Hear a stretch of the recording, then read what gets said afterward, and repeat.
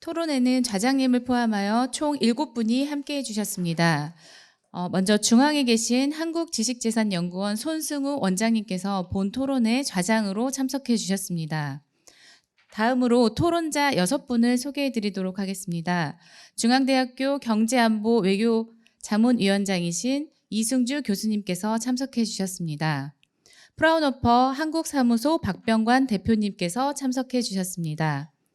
한국산업기술진흥원 국제협력단 박천교 단장님께서 참석해 주셨습니다. 산업연구원 산업정책연구본부 이준 본부장님께서 토론자로 참석해 주셨습니다. 국회 입법조사처 권성훈 입법조사관님께서 참석해 주셨습니다. LG디스플레이 오정훈 전무님께서 참석해 주셨습니다. 그럼 이제 마이크를 좌장님과 패널분들께 넘기도록 하겠습니다. 네, 반갑습니다. 한국지재산연구원의 손승우입니다. 이 굉장히 유수 깊은 포럼인데 과학기술 정책 포럼이 449회를 맞이하고 있습니다. 오늘 기술 백공 경쟁에 있어서 한국형 혁신 전략에 관한 주제로 오늘 이 분야에 가장 연구를 많이 하신 두 분을 모시고 이제 발표를 들었습니다. 저도 이제 제가 소속된 이제 연구원에서 경제안보 관련 정책들을 하고 있는데요. 저희들은 이제 특허청 산하 기관이다 보니까 저희들도 기술을 다루고 있습니다. 전 세계에서 1년에 한 300만 개 정도의 특허가 나오고 있고요. 그중에 이제 우리가 잘하는 분야, 우리가 이제 경쟁하고 있는 분야, 좀 못하는 분야, 하지만 먹고 살기 위해서 해야 되는 분야가 있습니다. 그러한 영역들을 이제 특허 데이터가 굉장히 우수한, 굉장히 좋은 최신의 이제 아주 훌륭한 데이터들이거든요. 그런 것들을 이제 잘 데이터 분석을 하게 되면 이제 기술의 어떤 동향이라든지 그 핵심 인력이 누군지 뭐 이런 것들을 좀 잘 알 수가 있습니다. 그래서 그간 우리는 심사 심파용으로만 쓰는데 최근에는 이런 정책 분석을 위한 그런 목적으로도 데이터를 다루고 있습니다.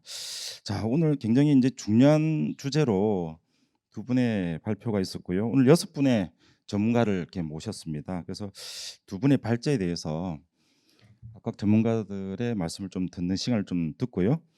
또 필요하면 이제 플로어에서 질문도 받고 또 이게 아마 지금 유튜브로도 접속도 되고 하고 있어서 아마 질문들이 좀 있을 것 같습니다. 있으면 발표자께 또 답변할 기회도 좀 드리고 그렇게 진행을 하도록 하겠습니다. 자, 6분이고 주어진 시간이 70분이기 때문에 제 생각에는 한 분당 한 7, 8분 정도 이렇게 말씀하시고 또 추가 질문 있으면 또 답변하는 형태로 이렇게 진행하겠습니다. 자, 먼저 중앙대학교의 이승주 교수님께 마이크를 넘기도록 하겠습니다. 교수님. 네, 방금 소개받은 중앙대학교 이승주입니다. 오늘 두 분의 교수님 네. 혹시 불편하시면 마이크를 벗고 말씀하실 때만 마이크를 벗고 하셔도 될 것 같습니다. 네, 저는 안 불편한데, 네, 그렇습니다. 그 두 분 발표 아주 잘 들었고요.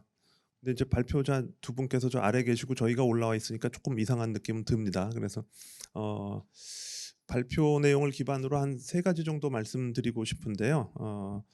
첫 번째는 이제 경제 안보와 관련된 말씀을 드리지 않을 수 없겠고요. 그렇죠. 지금 뭐 김양희 교수님께서 경제 안보와 관련된 여러 가지 중요한 말씀들 아주 디테일하게 잘 짚어주셨고요. 그래서 우리가 이제 경제 안보가 서로 연계되고 불가분의 관계가 있다라고 하는 거는 이제 잘 알고 있는 것 같고요. 근데 다만 이제 우리가 경제 안보를 전략적으로 추구한다라고 했을 때 고려해야 될 요소들이 좀 몇 가지 있지 않나라고 하는 생각이 좀 듭니다. 첫째는 우리가 경제 안보를 추구하게 된 큰 배경들이 있는데요. 이건 뭐냐면 이른바 불확실성, 다시 말씀드리면 초불확실성의 시대다라고 하는 거. 그러니까 이런 불확실성이 우리가 경제와 안보를 긴밀하게 연계하지 않을 수 없게 만드는 굉장히 중요한 배경 요인 가운데 하나다라고 하는 말씀 드릴 수 있을 테고요. 근데 이제 불확실성이 커질수록 우리가 거기에 대해서 자연스럽게 하는 반응 가운데 하나는 자국 우선주의, 보호주의 이런 유혹이 굉장히 커지고요. 이게 기술로 넘어오면은 이제 기술 패권 또는 기술 주권 이런 것을 확보하려고 하는 그런 유혹이 커질 수밖에 없다. 근데 이런 것들이 또 다른 한편에서는 문제 해결의 수단이 그 궁극적인 수단이 되기는 어렵다라고 하는 것도 우리가 모두 잘 알고 있습니다. 그래서 이렇게 기술 주권을 추구하고 기술 패권 전략에 대응하는 데 있어서도 우리가 어떤 스탠스를 취해야 될 건가, 좀 더 균형적인 스탠스를 어떻게 취해야 될 건가에 대해서 좀 생각해 볼 필요가 있겠고요. 초불확실성 시대라고 하는 거는 결국 우리가 과거와는 다른 어떤 전략을 추구해야 된다라고 하는 의미이기도 한데요. 뭐냐면 우리가 평상시에는 일상적인 시기에는 소위 말해서 이익을 극대화하는 전략을 추구합니다. 대부분의 국가들이 또는 개별 행위자들이. 근데 불확실성이 커지면 커질수록 우리가 함께 고려하지 않을 수 없는 대응 전략은 무엇이냐면요. 리스크를 어떻게 관리할 것인가라고 하는 문제다. 라고 하는 것이고요. 그런 면에서 달라져야 된다라고 하는 것이고 경제안보 전략도 그러한 면에서 추구되어져야 한다라고 하는 것이고요. 그렇게 보면 현실적으로는 그럼 어떤 전략이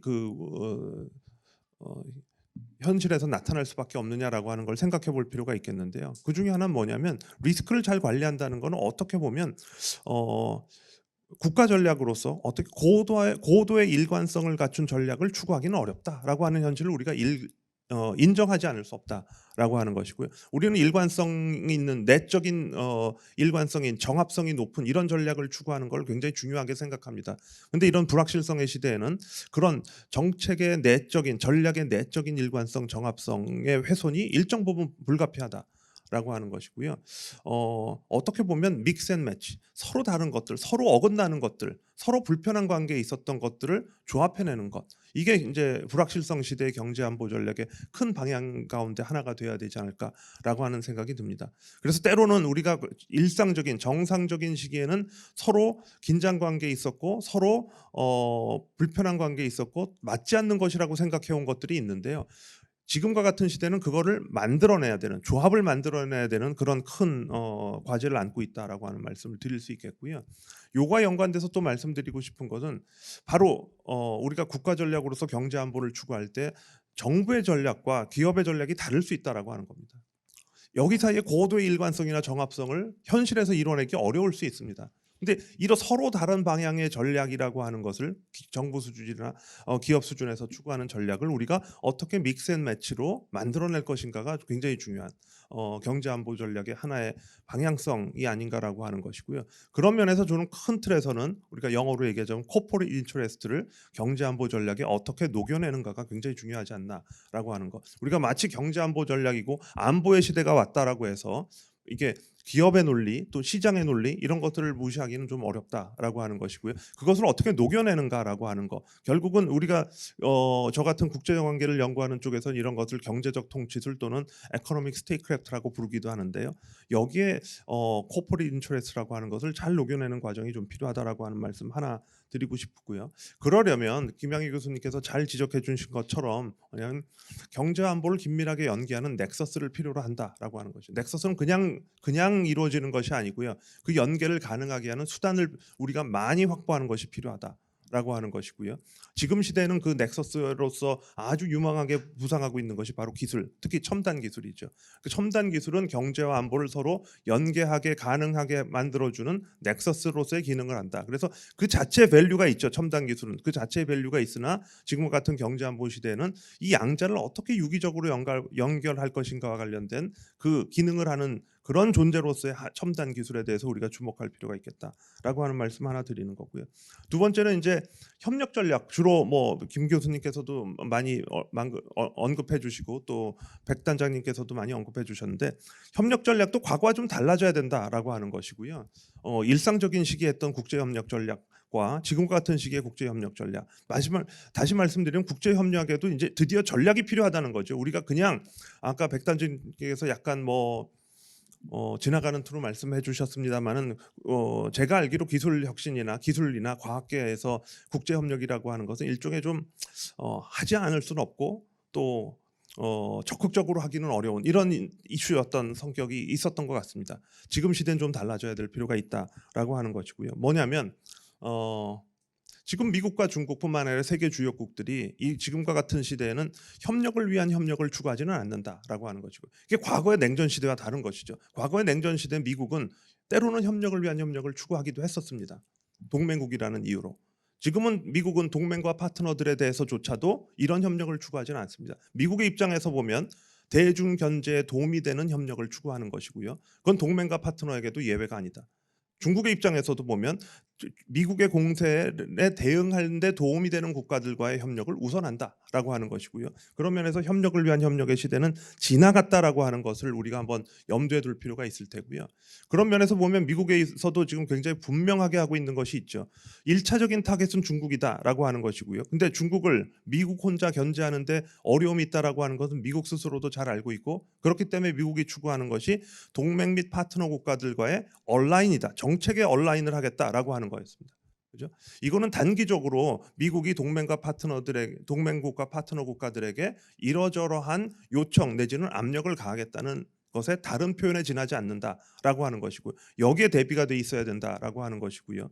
그러려면 어떤 대응이 필요하냐? 아까 여러분들께서 말씀하신 기술 주권 확보하는 거 당연히 필요하죠. 근데 조금 더 전략적으로 우리가 폐쇄적인 형태의 기술 주권을 추구하기보다는 조금 더 열린 형태의 기술 주권.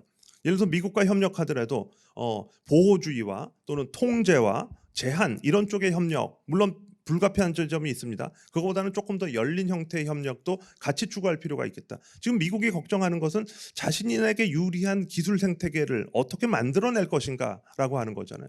그 미국이 원하는 그 새로운 기술 생태계에 우리가 어떻게 연계될 것인가, 어떻게 접속할 것인가가 굉장히 중요하다라고 하는 것이고요. 그러면서도 그 생태계의 개방성을 어떻게 유지 또는 향상시켜 나갈 것인가라고 하는 거 굉장히 중요하다라고 하는 말씀을 드릴 수 있겠는데요.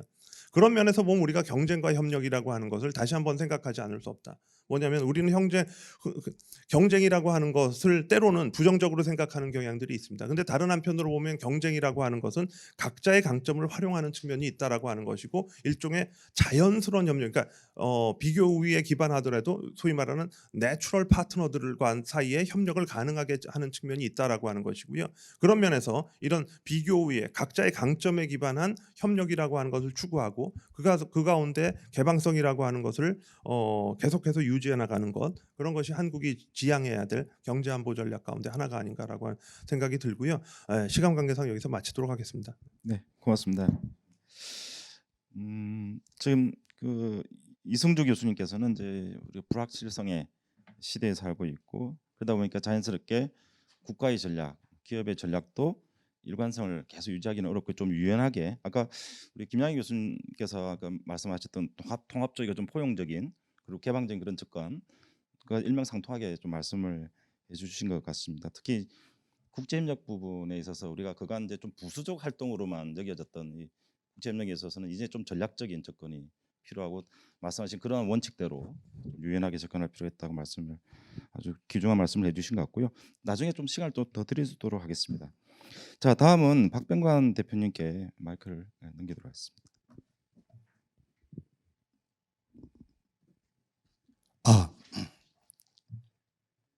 예, 오늘 두 분 발표 잘 들었습니다.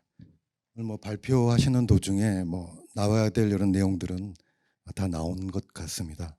그래서 제가 그중에서 한두 가지 정도 좀 강조해서 말씀드리고 싶은 부분 말씀드리도록 하겠습니다. 오늘 주제가 기술 패권이라는 그런 주제로 저희가 이제 모여서 토론을 하고 있는데요. 저는 기술 패권이라는 용어를 사용할 때 좀 경각심을 좀 가지고 사용을 해야 된다, 이런 생각을 가지고 있습니다. 왜냐하면 기술 패권이다 하면 기술 개발이나 기술의 발전이 제로섬 게임이 아니냐 하는 그런 인상을 갖다 이제 불러올 수가 있기 때문에 좀 조심해야 되지 않느냐 하는 생각을 가지고 있고요. 오히려 기술의 발전, 특히 혁신은 패권주의가 아니라 상호 협력, 국제적 협력을 통해서 진전이 되어 왔습니다.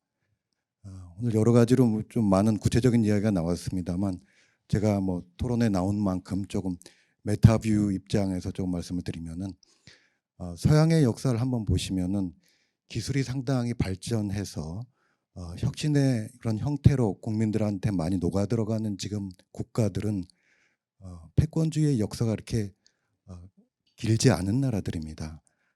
유럽에서 가장 기술이 이제 많이 만연한 나라를 중에 하나가 독일이라고 할 수 있겠는데요. 독일의 패권주의 역사는 사실은 얼마 안 됩니다. 사실 나라 자체가 얼마 안 됐으니까요. 1871년에 비스마르크가 통일을 해가지고 독일이라는 나라가 생겨나요. 그때 그 전에는 독일이 없었어요. 사실은 한 150년 정도밖에 안 된 나라고, 물론 이제 나중에 뭐 패권주의를 하다가 이제 뭐 나중에 몰락을 했습니다만 뒤늦게 그 역사 자체는 길지가 않은 거죠.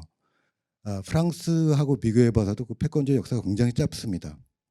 그래서 어떤 현상이 나타났냐면은 독일에 있는 많은 과학기술자들은 그런 강력한 중앙정부 밑으로 들어가서 보호를 받으면서 정경유착을 할 만한 환경이 되지가 않았어요.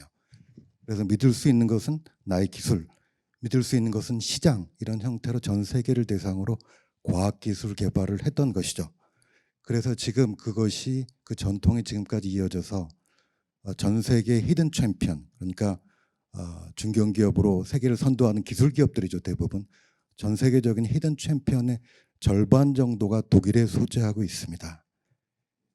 이 말씀은 제가 드리는 게 아니라 히든 챔피언이라는 개념을 처음으로 도입한 헤어만 지먼이 히든 챔피언이 독일에 많은 이유의 가장 첫 번째로 이제 열거를 하고 있는 그런 이유로 보시면 되겠습니다.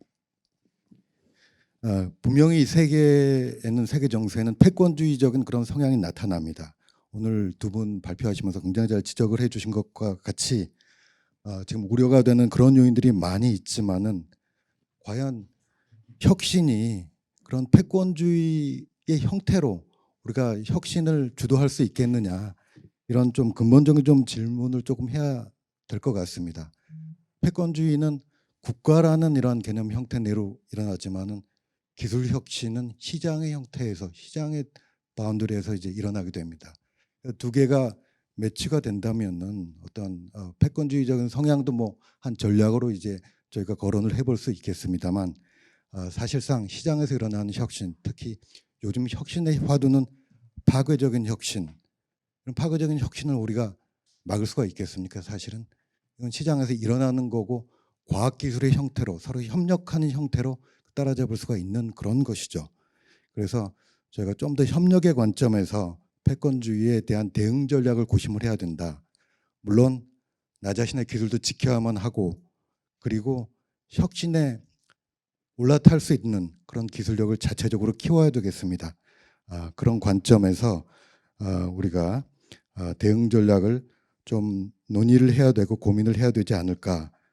그래서 폐쇄적인 이러한 전략보다는 좀 어떻게 하면 국제 협력을 좀 만들어서 우리가 가지고 있는 많은 챌린지들, 뭐 코로나 바이러스에 대한 뭐 백신도 결국엔 국제 협력의 일환으로 개발이 되지 않았습니까? 사실은 이제 그런 챌린지들을 우리가 좀 대응을 할 수 있을 것인가, 그런 고민들이 더 필요하다, 이런 말씀을 좀 드리겠습니다. 감사합니다. 네, 감사합니다. 박 대표님께서 이제 우리가 기술 패권의 시대에 살고 있지만 기술의 발전한 것은 이런 서로의 어떤 갈등이나 그런 것이 폐쇄적인 모습이 아닌 서로 협력한 시장 원리 중심의 어떤 기술 발전이 뭐 독일의 역사를 지금 빗대어서 설명을 해주셨습니다. 감사드리고요. 자, 다음은 박춘교 단장님께 마이크를 넘기도록 하겠습니다. 네, 안녕하세요. 저 한국산업기술진흥원 국제협력단 박천교입니다. 먼저 우리 김양희 교수님하고 백서인 단장님께서 발표해 주신 내용 잘 들었고요.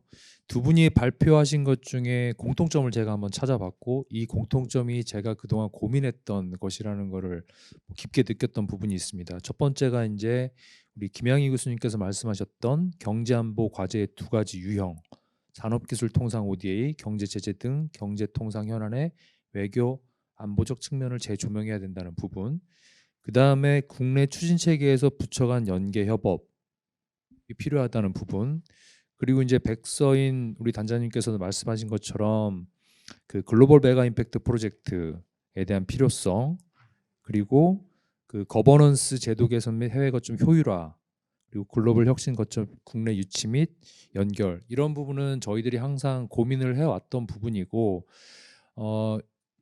두 분이 이런 말씀을 하시면서 제가 또 한번 느꼈던 게 뭐냐면, 저는 어쨌든 산업부하고 같이 일하는 산업기술 측면에서 기업들을 지원하는 기관에 있기 때문에 그동안 우리가 국제협력을 한다고 열심히 했는데도 불구하고 과학기술과 산업기술이 이렇게 협조가 된 적이 한 번도 없구나라는 생각이 들었습니다. 그래서 오늘 제가 이제 뭐 기술 패권이니 하는 얘기들을 하는 것보다는 여러 이제 전문가들께서 이제 그런 말씀을 해주실 거기 때문에 저는 산업기술국제협력 현황에 대해서 간단히 좀 소개를 드리는 게 어떨까 싶습니다. 그래서 아까 이제 그 과학기술 우리 백서연 단장님께서 과학기술 협력 지형 그거를 말씀을 해주셨는데 제가 그거를 산업기술 협력 지형이라고 이제 감히 얘기를 하면서 말씀을 드려보면은 그 산업부는 일찍이 이제 산업기술 측면에서 국제협력을 시작을 했고요. 그러니까 이스라엘하고 2001년도부터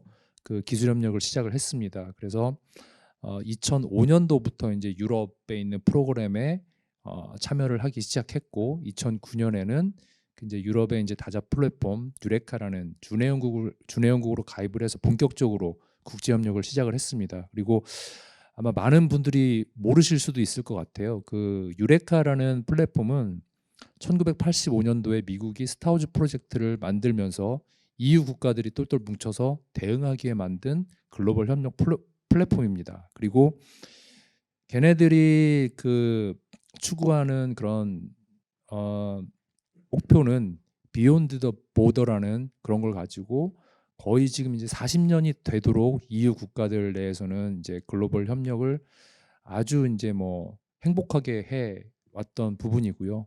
그리고 올해 이제 한국이 그 비유럽권 최초로 정회원국이 되었습니다. 그래서 앞으로도 우리가 이제 유럽 내에서도 주도적으로 기술 협력을 유럽에 있는 국가 그리고 유레카 플랫폼을 활용한다고는 하지만 제3국이 들어올 수 없는 건 아니기 때문에 다양한 국가들하고 훨씬 기술 협력을 많이 할 수 있는 그런 기회가 되었고요. 그래서 저희가 산업기술 측면에서 보면 14개 양자 국가가 있고요. 48개 다자 국가가 있습니다. 그리고 이제 ODA 쪽에서 보면은 28개 또 ODA 기술 지원 국가들이 있습니다. 그래서 제가 이제 드리고 싶은 말씀은 산업기술 측면에서는 이렇게 많이 이제 플랫폼을 통해서 기반이 많이 다져졌다고 생각을 하고요. 남은 건 뭐냐면 이제 과학기술하고 경계가 없이 해야 되는 글로벌 협력이 필요하다고 생각을 합니다. 그 유럽에 있는 대부분의 저희 같은 펀딩 에이전시의 이름 혹은 그쪽 담당하는 부처의 이름을 보면은요. 공통적으로 많이 들어가 있는 게 사이언스하고 이노베이션입니다. 그러니까 과학하고 산업기술이 따로 분리되어 있지 않습니다. 그게 바로 이제 기업이 원하는 방향이고 기업을 지원할 때 훨씬 효율적으로 지원할 수 있는 방향이라고 생각을 합니다.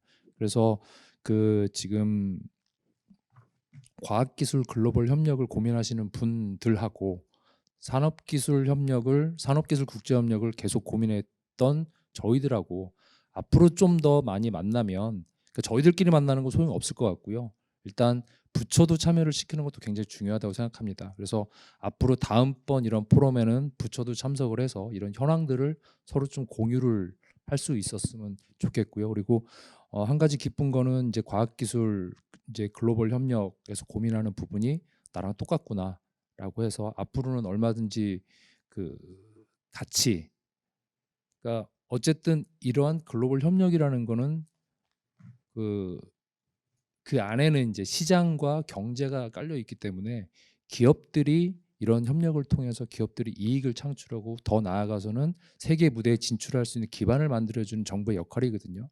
그래서 기업들이 잘 될 수 있도록 과학기술과 산업기술이 협력하는 그런 전략이 계속 나왔으면 하는 바람이라는 말씀을 드리고 마치겠습니다. 감사합니다. 네, 고맙습니다.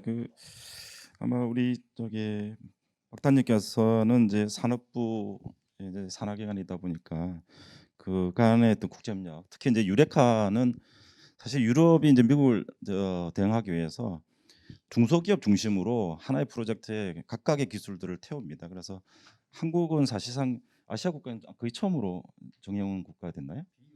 예, 비유럽 국가에서는 아마 그럴 겁니다. 그래서 한국이 이제 여기에 또 참여를 굉장히 많이 하고 있고, 저도 요 성과들을 많이 좀 익히고 있는데, 말씀하신 거는 이제 이 결국은 우리 이제 과학 기술과 산업의 어떤 협력, 연계 그 중요성도 사실은 오늘 뭐 우리 김 교수님도 말씀하시고 백단님도 말씀하셨습니다만, 우리가 기술 안보라고 했을 때는 말씀하신 대로 이게 하나의 어떤 요소만 가지고는 해결이 안 되는 것이죠. 여기 뭐 여기 통상도 다 들어가야 되고 다 모든 것들이 합쳐서 통합적인 그래서 이제 가버넌스 이슈를 두 분 다 말씀을 하신 것 같아요.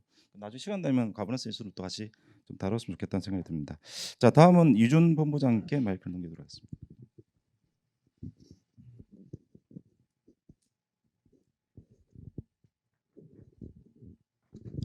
네. 네, 안녕하세요. 산업연구원 이준입니다. 두 분 발표 내용 잘 들었습니다.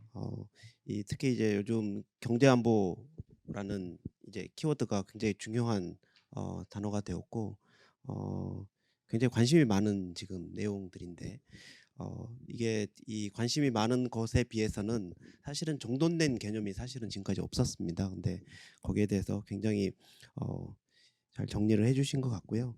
실제로 지금 요즘 나오고 있는 여러 가지 뭐 동맹도 그렇고 안보라는 이 개념도 그렇고 사실 산업의 입장에서는 상당히 조금 뭐라 그럴까요? 좀 금기시되는 그런 표현입니다. 기업 활동이 상당히 지금 어려워지고 있고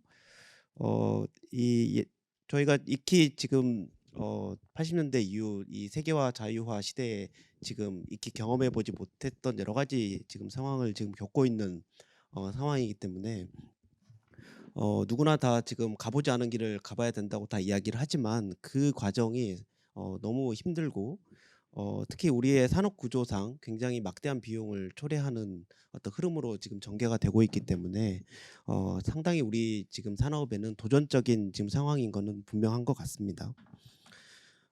최근에 이제 이 경제안보라는 이제 그 말이 이제 좀 유행이 되면서 사실 뭐 첨단 기술도 그렇고요, 산업도 그렇고 요즘 최근에 또 에너지 문제가 또 많이 커졌고 뭐 식량, 광물 뭐 이렇게 다양한 측면에서 사실 경제안보적인 논의가 진행이 되고 있는데 사실 이 중에서 핵심은 첨단 기술을 기반으로 한 산업이라고 할 수 있겠고요. 좀 더 구체적으로 접근하면 결국은 산업 공급망이라고 할 수 있겠습니다.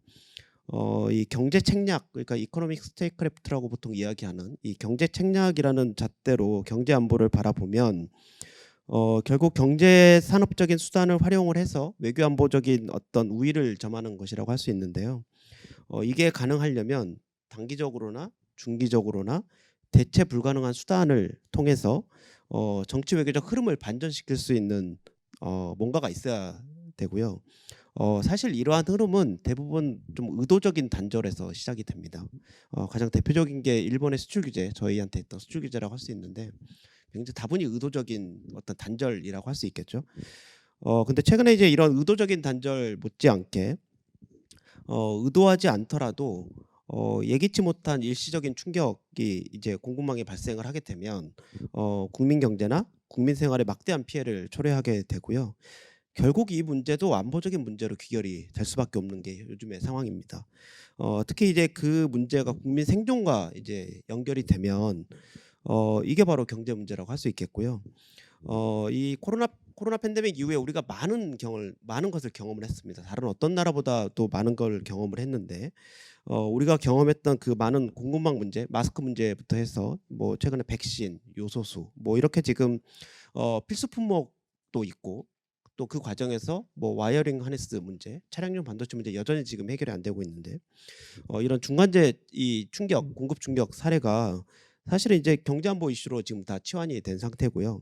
이게 이제 국가적인 어젠다로 다를 수밖에 없다는 게 요즘에 이제 컨센서스인 것 같습니다. 그래서 지금 대통령실에 경제안보 비서관 직제가 지금 생겼다고 할 수 있겠습니다.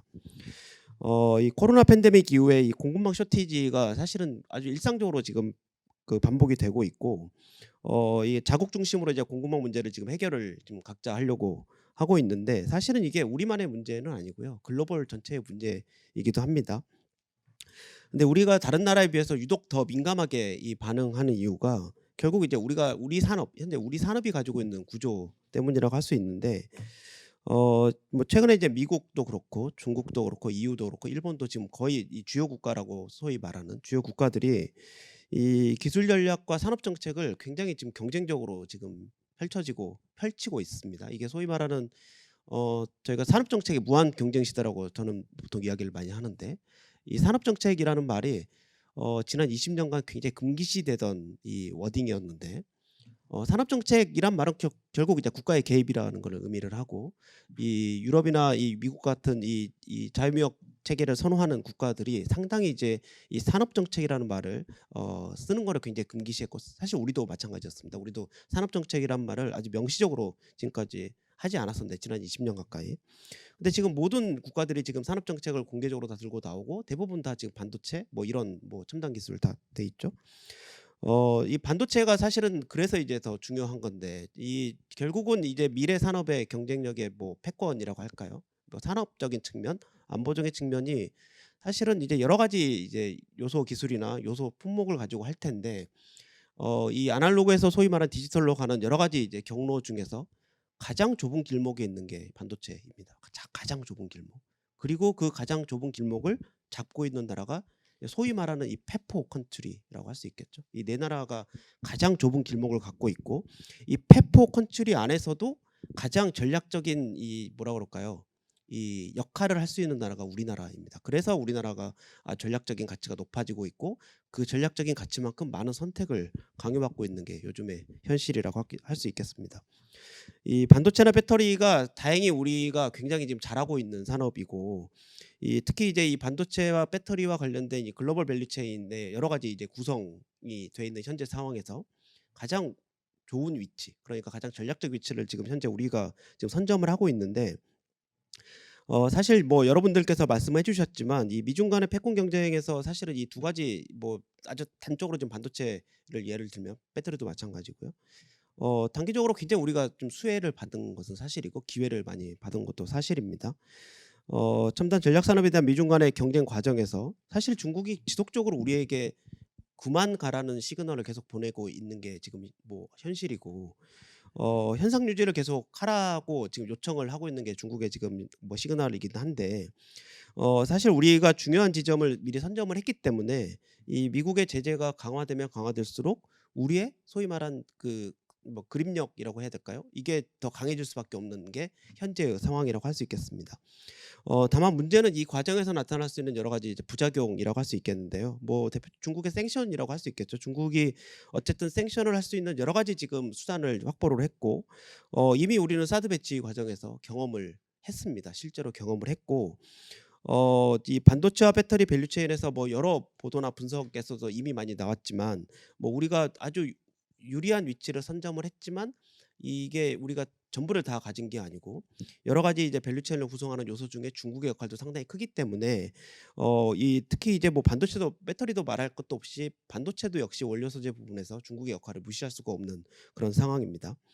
더 큰 문제가 사실 이 해당되는 그 섹터에서만 일어나는 게 아니라 우리 산업 공급망 그러니까 우리 전 산업 우리 전체 제조업의 이 산업 이 분업 체계에서 이 중국이 지금 차지하는 역할이 너무나 크고 실제로 지난 20년간 우리가 중국과의 분업 구조를 형성하는 과정에서 지금 이미 분업 관계가 역전이 지금 된 상태이기 때문에 이 역전이 된 이 상태에서 이 많은 공급망의 문제가 현재는 사실은 이제 우리 경제안보 리스크의 근원은 다 중국이라고 모두가 다 이렇게 동의를 하실 겁니다. 사실은 이 중국의 이 경제 안보에 대한 리스크의 이 근원이 사실은 지금까지 우리의 가장 큰 경쟁력이었습니다. 그러니까 우리 산업이 가지고 있는 아주 중요한 경쟁력 중 하나가 바로 옆에 있는 중국과 아주 효율적인 이 산업 분업 관계를 가지고 있는 게 우리 전체 산업의 아주 중요한 경쟁력이었는데 이제는 이 경제안보 리스크의 지금 원천이 된 상태라고 할 수 있겠고요. 이런 측면에서 보면 우리가 가지고 있는 경제안보의 그 모습 아까 우리 김양희 교수님께서 아주 좋은 말씀을 해주셨는데 우리의 경제안보의 스코프나 범위가 다른 나라들하고는 완전히 다르다고 할 수 있겠습니다. 우리가 훨씬 더 어려운 방정식을 풀어야 되는 이 경제안보의 어떤 구조를 가졌다고 할 수 있겠고요. 결국은 이 과정에서 우리가 해야 될 게 너무나 사실은 이 답을 정해놓고 보면 굉장히 쉬운 답인데 답을 찾아가는 건 굉장히 어려운 지금 과정이라고 할 수 있겠습니다.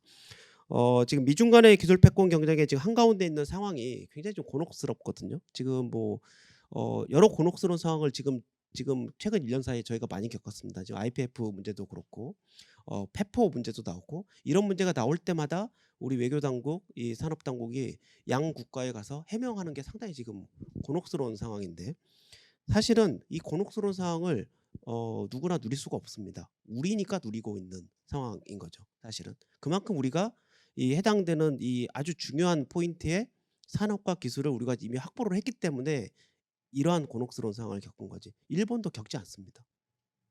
우리만 겪고 있는 그런 상황이라고 할 수 있는데요.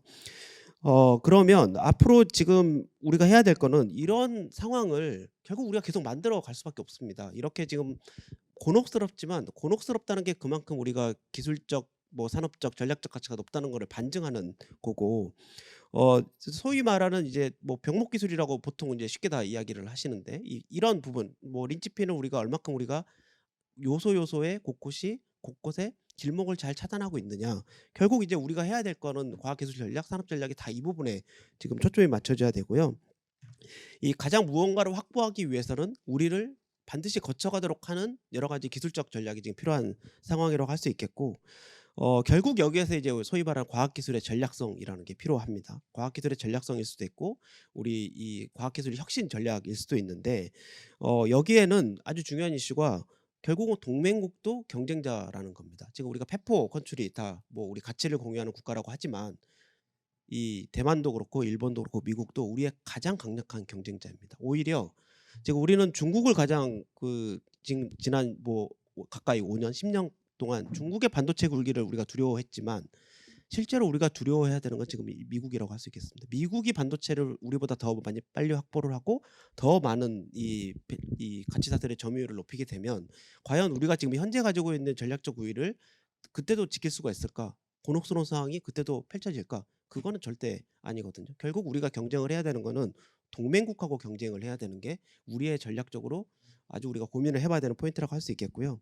결국은 이제 협력과 경쟁을 병행을 해야 되는 아주 어려운 길이라고 할 수 있는데 결국은 그 사이에서 우리가 갈 길을 찾는 어떤 기술이나 어떤 전략적 방향을 찾는 게 우리한테 가장 중요한 거고 그런 측면에서 보면 결국은 알아야 되는 겁니다. 결국은 우리가 뭘 잡아야 되지를 우리가 정확히 알아야 그거를 이제 잡는 거고 엊그제 이제 우리가 12대 전략 기술이 발표가 되었거든요. 과기부에서 이제 우리가 꼭 반드시 확보해야 될 12대 전략 기술을 확보를 했는데 결국은 이 12대 전략 기술에서 우리의 역할을 극대화할 수 있는 전략 지점이 뭐냐 이거를 저희가 찾아야 됩니다. 실제로 근데 이거는 연구자도 찾을 수가 없고 정부도 찾을 수가 없습니다. 그리고 기업도 못 찾습니다.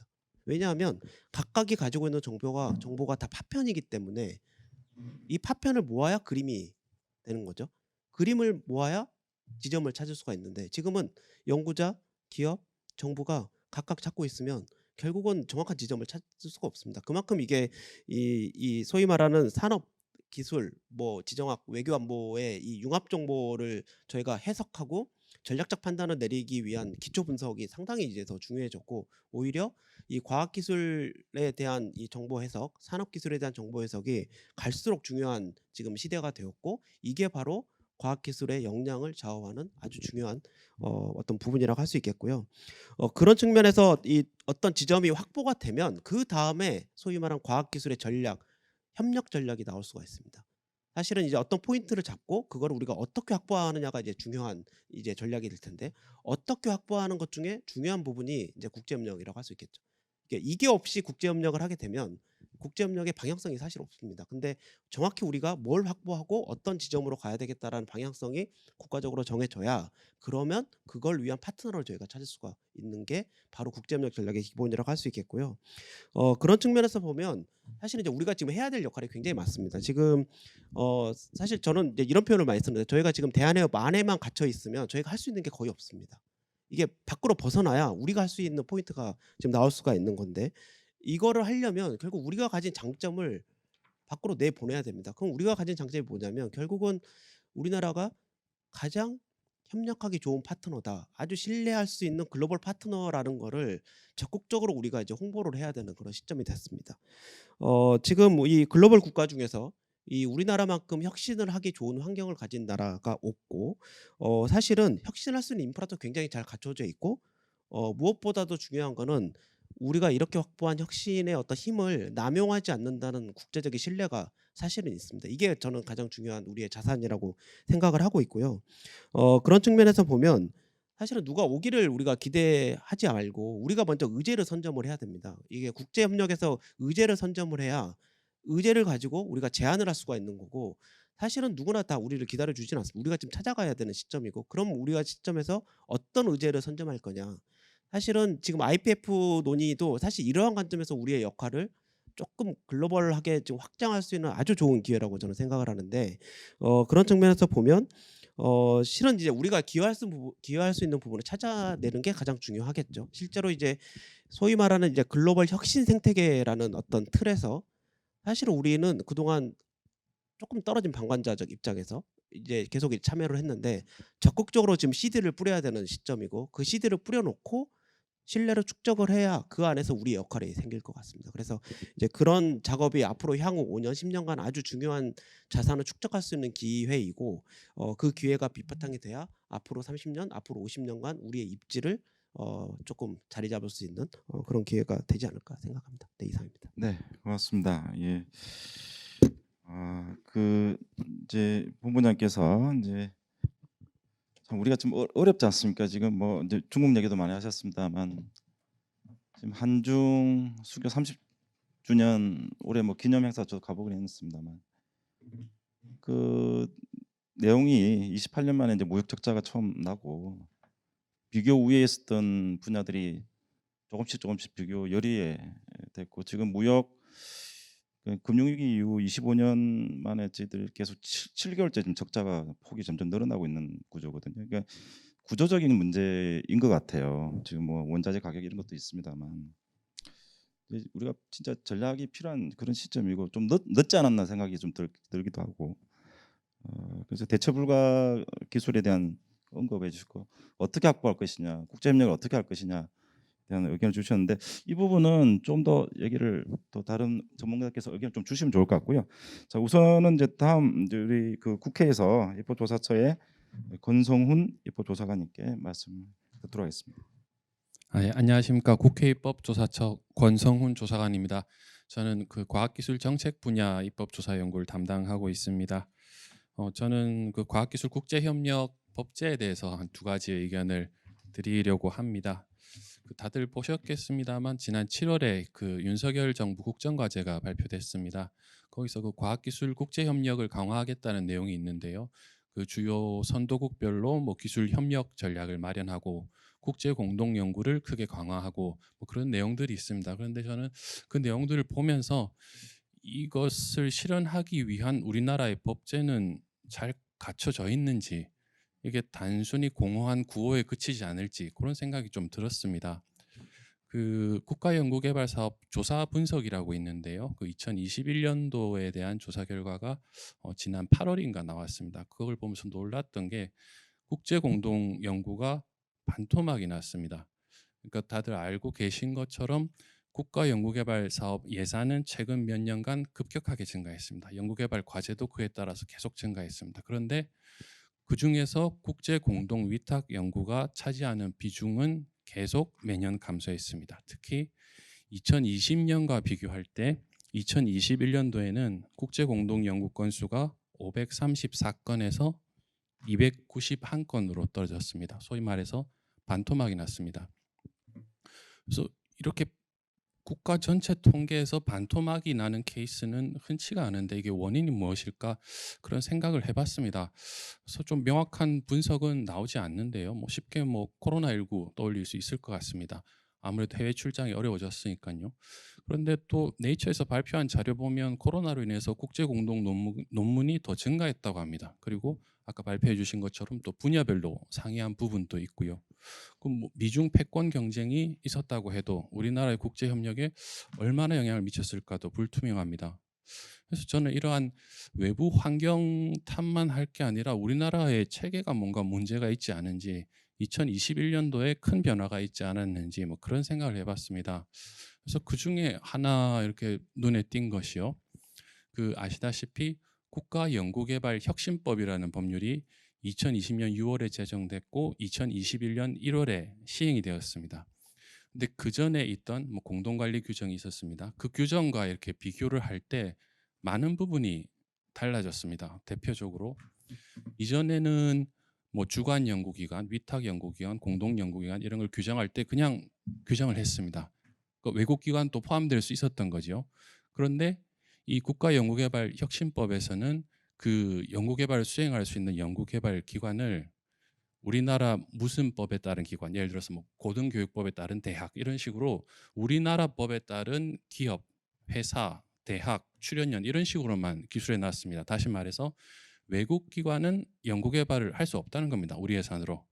물론 우리 예산을 그 외국에 주는 거에 대해서는 상당히 좀 신중해야 되는 면이 있습니다. 그렇지만 이게 그 외국에 계신 연구자분들한테 얘기를 들었습니다. 이게 이 법률이 생기면서 잘 진행하고 있었던 해외 국제 공동 연구가 막히게 됐다는 겁니다. 그럼에도 불구하고 물론 가능하긴 합니다. 단순하게 이렇게 용역 서비스를 주고 뭐 그런 형태는 가능할 겁니다. 오늘 뭐 프라운호퍼 그 대표님께서 나오셨습니다만 이런 저명한 해외 기관들이 그 우리나라 기관에게서 그냥 단순하게 일부 모듈 연구 용역을 받는 형태로 협력하려고 할 것인가? 우리나라가 그 정도로 협력하기 매력적인 국가인가? 아니라고 봅니다. 그래서 이런 점이 우리나라의 국제 공동 연구를 반토막으로 만들지 않았을까 뭐 그런 생각을 갖고 있습니다. 그리고 추가적으로 하나 말씀을 드리면요, 그 동안에 그 법제가 미흡했던 문제도 나타나고 있다고 봅니다. 그 부처별로 분야별로 국제 협력에 대한 다양한 규정이 있는데요, 총괄할 수 있는 법제가 제가 볼 때 상당히 미흡합니다. 과학기술기본법에 규정이 있긴 하지만 기본법 특성상 그냥 선언적 규정만 있습니다. 뭐 쉽게 말해서 잘 해야 된다 뭐 이런 얘기지요.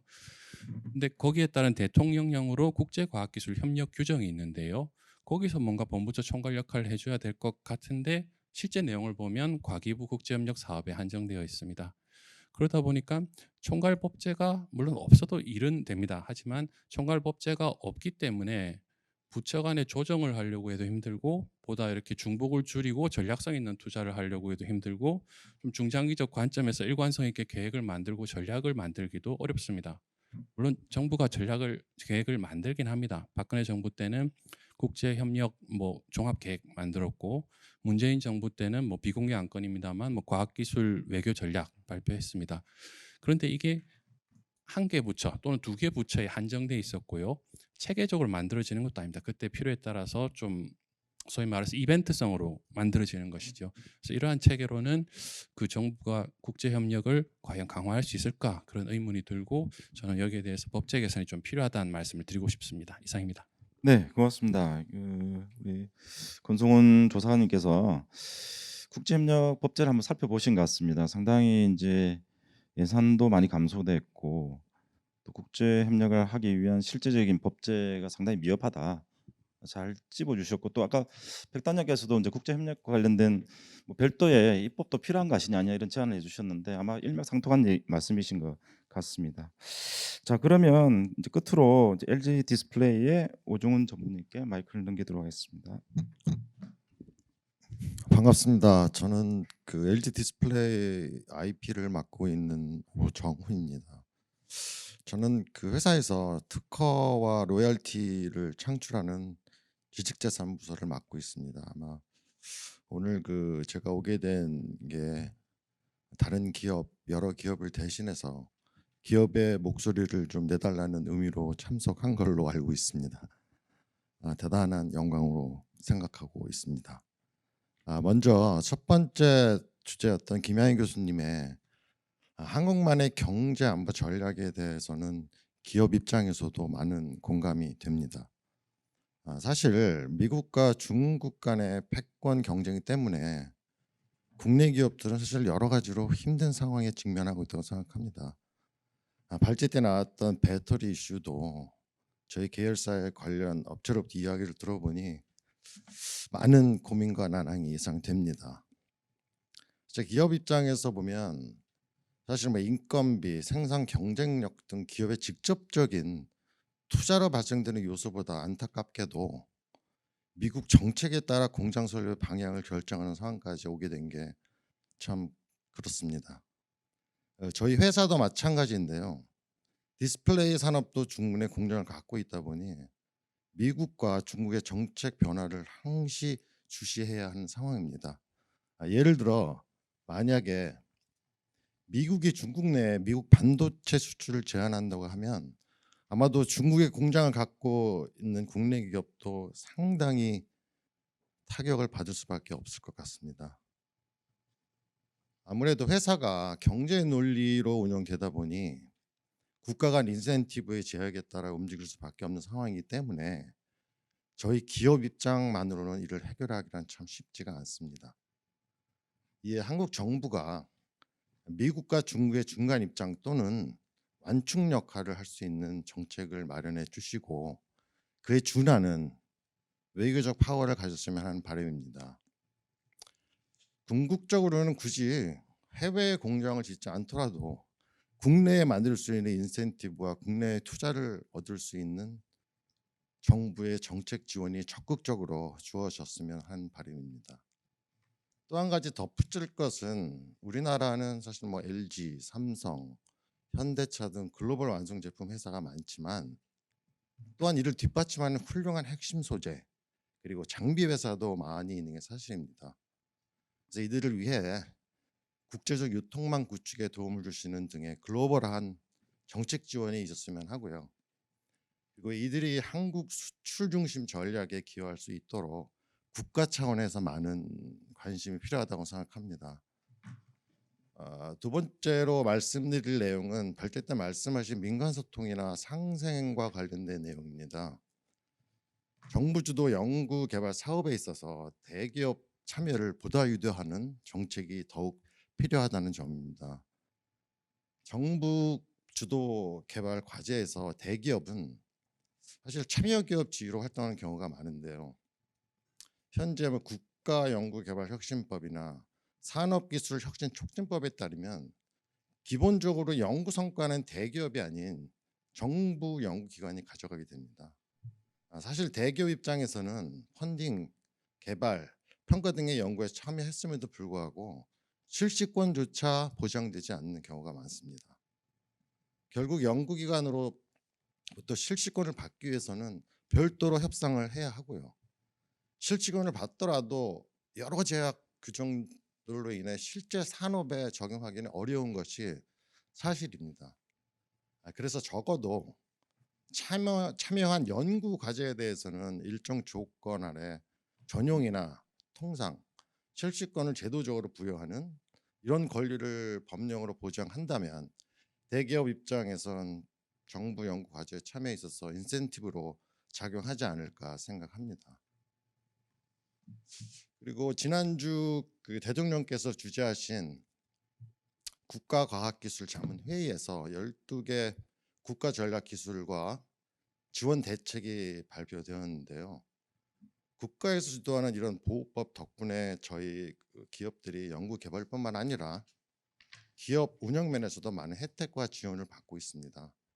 정부의 많은 고마움을 느끼고 있고요. 국가 경쟁력에 기여한다는 보람도 당연히 있습니다.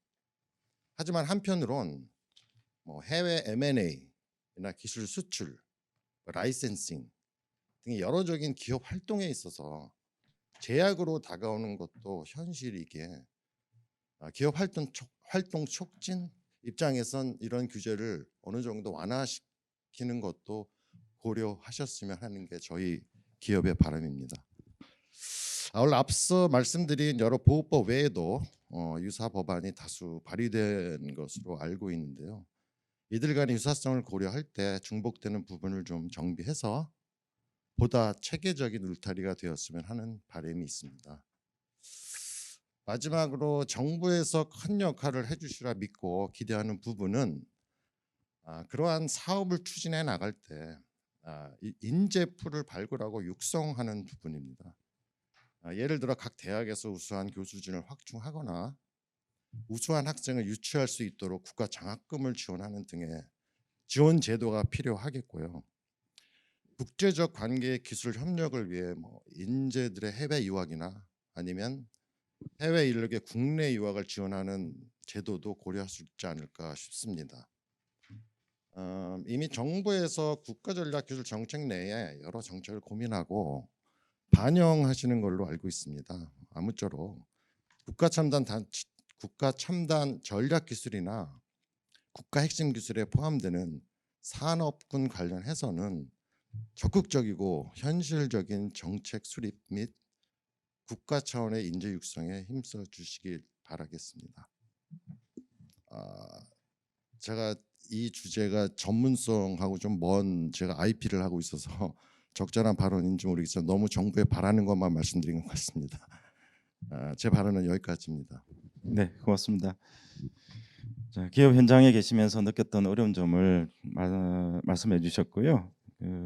외교적 노력이나 우리 정부의 어떤 기업에 대한 여러 가지 정책적 지원을 말씀을 해주셨고, 특히 또 인재가 많이 부족하다. 사실은 기술은 사람이죠. 사람이 중심이 되기 때문에 기업뿐만 아니라 우리 사실은 뭐 우리 과학기술계의 인재들 확보가 굉장히 어려운 지경이고요.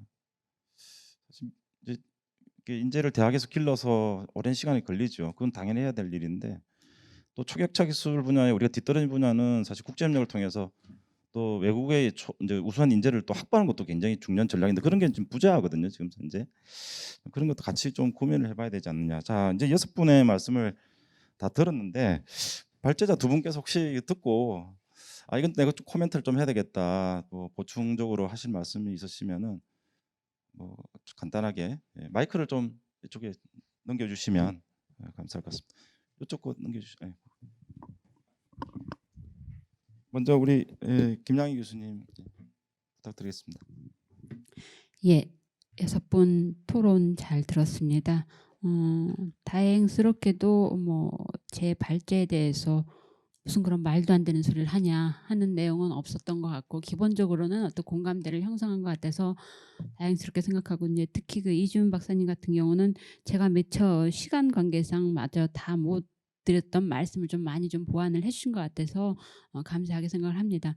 한 가지만, 두 가지만 짧게 말씀드리고 싶은데, 하나는 이제 이승주 교수님이 고도의 일관성이라고 하는 게 지금과 같은 어떤 위기 상황에서 오히려 안 맞을 수도 있다라는 부분 저도 충분히 공감을 하고, 조금 좀 오해의 여지가 있을 수도 있겠다라는 생각이 드는데, 저는 고도의 일관성을 요구하는 게 아니라 최소한의 일관성 조차도 없는 게 지금 우리가 안고 있는 상당히 심각한 어떤 민낯 현주소가 아닌가. 그래서 최소한의, 적어도 다른 나라가 봤을 때, 최소한 미국이나 중국이 봤을 때 쟤는 무슨 생각을 하고 있는 거지? 라고 했을 때 일정 정도 예측 가능성이 높아져야지 우리가 중국을 상대할 때도 미국을 상대할 때도 좋은데, 그런 예측 가능성조차가 힘들어지는 이 상황을 우리는 최소한 좀 벗어나야 되지 않을까라는 말씀을 드리고 싶고요. 또 하나는 사실은 보호주의 진영화를 얘기하면서 마치 우리가 지금 미국하고 이제 잘 가면은 될 것 같이 생각을 하는데, 이준 박사님 아까 말씀하셨지만 사실 우려되는 것은, 지금 제가 IRA를 보면서 산업부의 적응 방식에 대해서 조금 우려가 되는 건 뭐냐면은,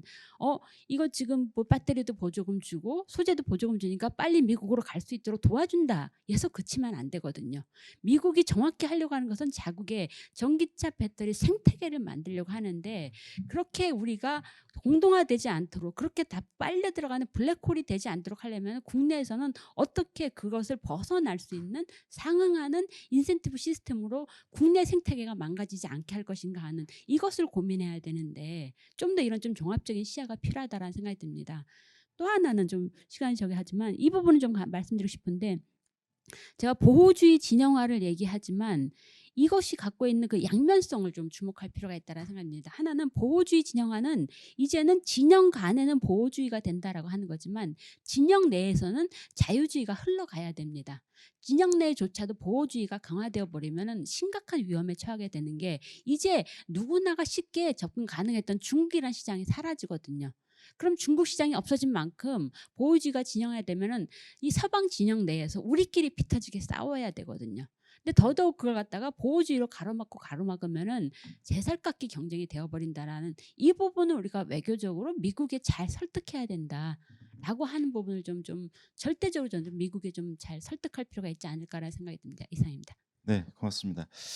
마이크 안 들었으면 큰일 날 뻔했습니다. 최소한의 일관성, 저 진짜 동의를 하고요. 사실 경제안보에 우리 국가적으로 경제안보에 목표가 있느냐 했을 때 딱 손에 잡히는 게 없어요. 그러다 보니까 각 부처가 각기 움직이는 거죠. 하나의 아젠다가 없다 보니 인텔리전스는 각자 움직이고 있고, 가기부는 가기부들의 정책을 펼치고 있고, 산업부는 산업부들의 정책을. 이게 사실 가버넌스 이슈가 좀 정리가 돼야 될 텐데 상당히 좀 우려되는 상황이고, 저는 그 미국의 파격적인 지원을 해주잖아요. 말씀하신 대로 국내 우리 국가에서도 파격적인 기업에 대한 인센티브 제공했는데, 절대적으로 공감을 하는 바입니다. 자, 그러면은 우리 백서인 단장님도 말씀 부탁드리겠습니다. 네, 저도 주신 말씀에 다 동의하고요. 일단 저희가 이 행사가 기획을 했을 때 원장님도 그렇고 저희 연구진도 그렇고 많은 지금 플로어에 계시는 분들께서도 동의했던 게 지금 전반적인 법안도 그렇고 전략도 좀 부재하고 하나 터질 때마다 대응하는 형태로 나야 되는데 그걸 관통하는 키워드가 하나는 코퍼레이션이고 하나는 인바운드 스트래터지다라는 걸 많이 느꼈습니다. 그래서 저희가 이 외에도 별도로 연구를 하고 있는 것들이 어떻게 하면 국내에서 이 혁신 주체 외국의 혁신 주체들이 더 많은 활동을 할 수 있도록 이끌어낼 수 있을 것인가 이런 것들 따로 연구를 하고 있는데요. 결국 이 과정에서 제일 중요한 것이 기능을 할 수 있는 주체들 간의 연결인 것 같습니다. 그래서 저희가 산업부, 과기부, 외교부, 중수기부 뭐 등등 부처들 협력 중요하다 그러는데 그것도 중요한데 부처별로 내려가면 부처 안에 갖고 있는 고유 기능 간에도 굉장히 연결이 많이 필요합니다. 그래서 혁신의 전 단계를 보면 초반에 어떤 지식이 태동하는 관계 그 관점에서도 그런 단계에서도 외교도 필요하고 산업도 필요하고 과학도 필요하고 또 이 어떤 혁신이 우리 사회로 들어와서 우리를 이롭게 하는 그 과정에서 또 외교도 필요하고 과학도 필요하고 또 산업도 필요하거든요. 그래서 상당히 복합적으로 이 네트워크가 형성이 돼야 되는데 그 부분들이 지금 굉장히 큰 과제인 것 같고 그것을 하려면 굉장히 종합적이고 거시적으로 보는 통합 컨트롤 타워가 필요한데 그게 부재한 게 지금 가장 또 문제인 것 같습니다. 그래서 그런 부분들에서 공감을 해주신 것 같아서 감사드리고요. 저희가 앞으로 이 논의를 계속 지속적으로 좀 구체해 나갈 수 있는 그런 플랫폼으로 좀 기능을 할 수 있었으면 좋겠습니다. 감사합니다. 네, 고맙습니다. 저 두 분 발제자의 좀 답변도 있었고요. 조금 저희들 시간이 좀 있어서 아까 우리 저기 전문가분들께서 시간 관계상 좀 못한 뭐 그런 코멘트 있으면 또 하시죠. 우리 박천교 단장님께서 부탁드립니다.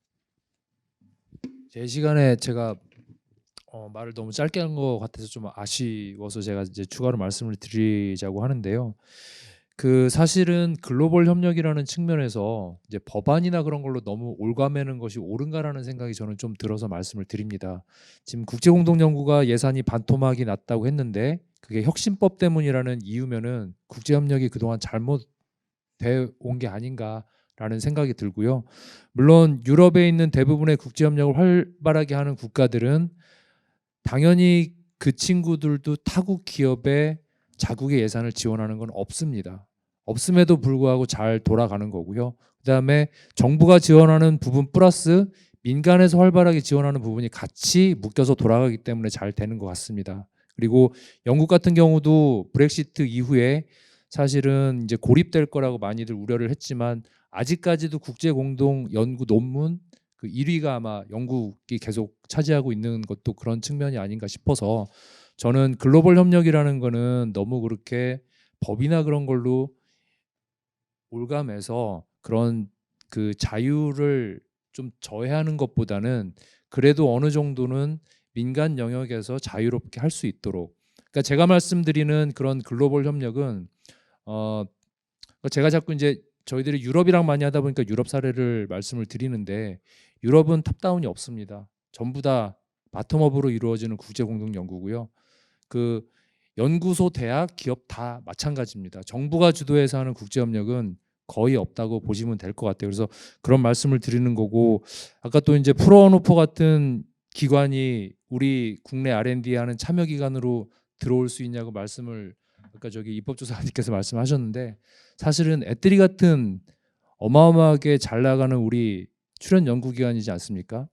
호라이즌 유럽 같은데 가불병정 보면은 병이나 정으로 들어가 있습니다. 그런 것도 사실은 저는 안타까운 게 우리나라 과학기술에서 글로벌 협력을 국가 대 국가 간의 어떤 주도적인 저는 이제 그거를 어떤 식으로 표현을 하냐면 이제 공동 펀딩 방식이라고 표현을 할 수 있는데 우리는 애들이한테 펀딩을 해주고 독일은 프라운호페 펀딩을 해주고 두 개 기관이 알아서 잘할 수 있게 해주는 환경을 만들어주는 게 정부의 역할이라고 생각을 하거든요.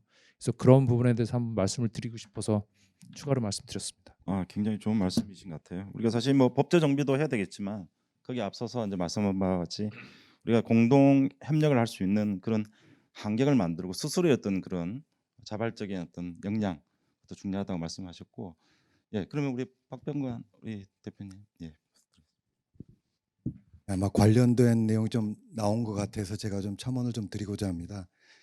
핵심 기술을 어떻게 확보를 할 것이냐, 이제 한 방안 중에 하나가 이제 글로벌 협력으로 오늘 좀 말씀을 많이 나눴는데 거기에 이제 말씀을 하신 것처럼 이제 바텀업 협력 방법이 있고 이제 톱다운 협력 방법이 있습니다.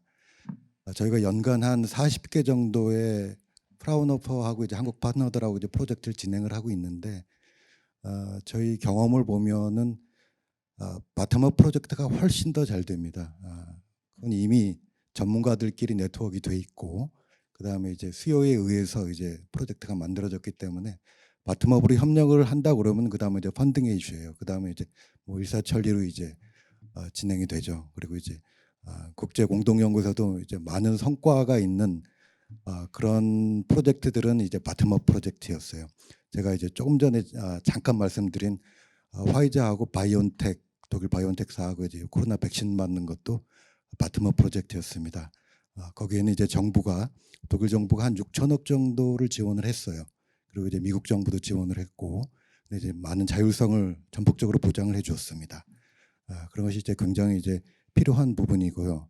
그다음에 이제 탑다운 프로젝트도 있습니다. 그래서 이제 제가 생각하기에는 협력을 할 때 먼저 어떤 주제로 우리가 협력을 할 것인가에 따라서 탑다운 프로젝트인지 바텀업 프로젝트인지 요 방식이 조금 나뉘게 되는 것 같습니다.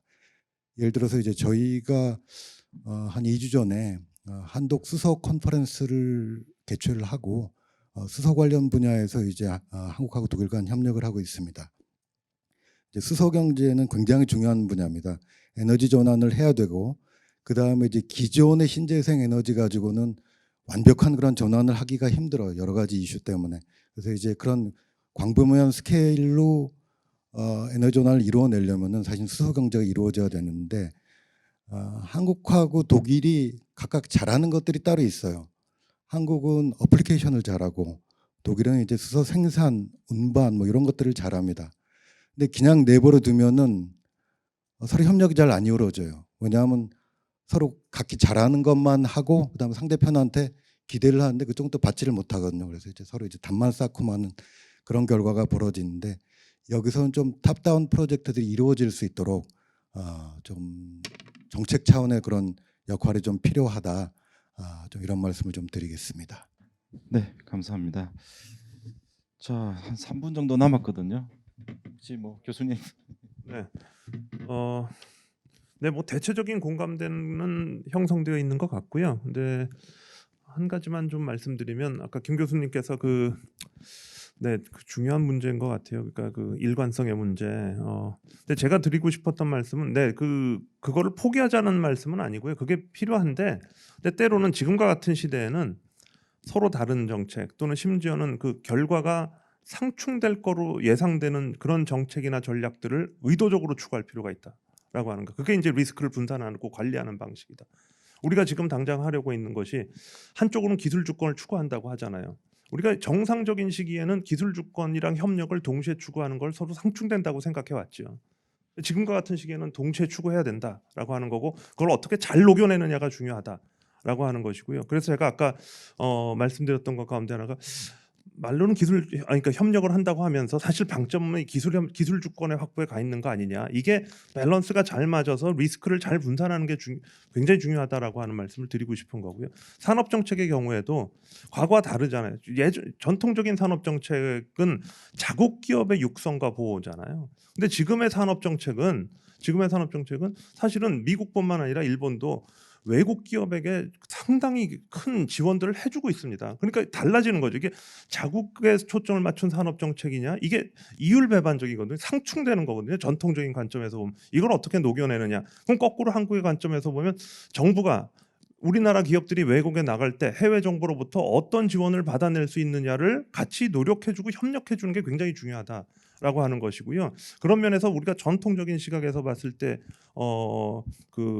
서로 엇박자가 났던 이런 것들을 지금은 하나의 더 위에 높은 틀 속에서 그걸 좀 녹여내야 될 필요가 있다. 그게 이제 리스크 관리다. 그런 것이 경제안보 전략이다.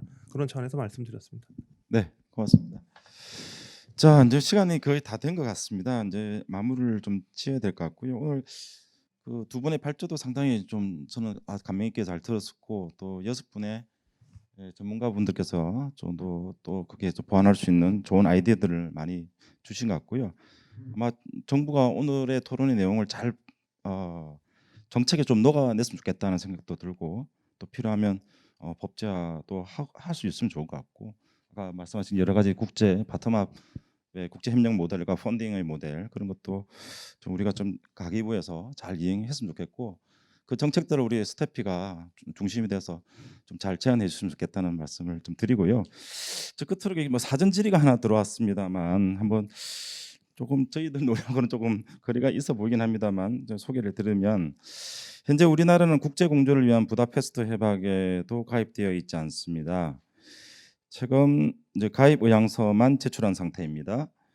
기술의 발달만큼 보안의 중요성도 대두되고 있습니다. 우리나라 IT 발전 상황에 맞는 사이버 안보나 보안에 관한 제도 및 정책적 고민을 과학기술 정책 관점에서는 어떤 방향으로 하고 있는지 궁금합니다. 이렇게 질문을 하셨는데, 사실 오늘의 논의하고는 조금 결이 틀린다만 이 부분은 제가 이제 이게 부다페스트 협약이라는 건 사이버 범죄 협약입니다. 근데 국제 공조와 관련된 거고 유럽 평의에서 이제 주도해서 만든 것인데, 뭐 우리도 지금 여기에 참여할 의사를 했기 때문에 앞으로 잘 될 거라 보고요. 국제 이제 공조 수사에 큰 좋은 이제 틀이 될 수 있을 것 같고, 지금 일본 같은 경우가 여러분 잘 아시다시피 이제 인프라에 사이버 보안 개념이 들어와 있거든. 경제안보 보안에 보면 거기에 이제 여러 가지 이제 장비에 다른 여러 가지 이제 외부적 요소가 들어올 거를 염두에 두고, 사실 미국에도 이제 그런 최근에 그런 이슈들이 꽤 있습니다. 그래서 그를 검열하는,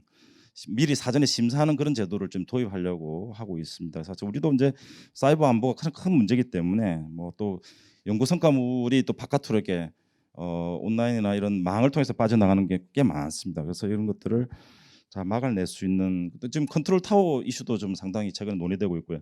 이게 정통적으로 국정원이 이걸 하던 거를 과학기술부가 최근에 이제 카카오도 사건이 터지면서 과학기술부도 이제 그 컨트롤 타워의 어떤 기능을 해야 되지 않느냐, 이런 이슈도 제기되는 것 같고, 또 사이버 안보 기본법 법제 또 함께 추진하고 있는 것으로 알고 있습니다. 뭐 그 정도로 답변을 제가 그냥 드리는 선에서 하도록 하고요.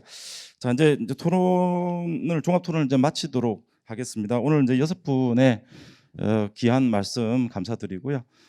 우리 진짜 이 어려운 시기를 이런 오늘 논 얘기가 정부 정책 잘 녹아내서 우리가 이 어려움을 잘 타개 나갔으면 좋겠다는 말씀을 드리면서 오늘 토론을 마치도록 하겠습니다. 예, 여러분 감사합니다. 수고하셨습니다.